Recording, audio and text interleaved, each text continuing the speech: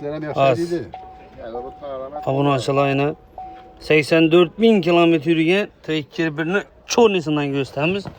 Zo'r sveji holatda ekan bu. Mashinamiz o'ta ideal dedik. Nakitkalar zo'r qo'yilgan ekan. Qop-qora rangda, cho'rni holatda. Radnoy kraska qilbang. Absolut radnoy mashinamiz, ko'rishingiz mumkin. Benzinda propan, metan qo'yilmagan. Benzinda yurgan ekan 84.000 ni balonlari zo'r holatda bu. Ustida chiziq, piziq, defekt yo'q. Mashinamiz ideal holatda.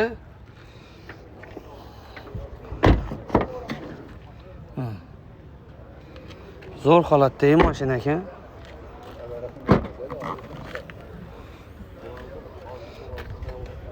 Zapaslar joyida.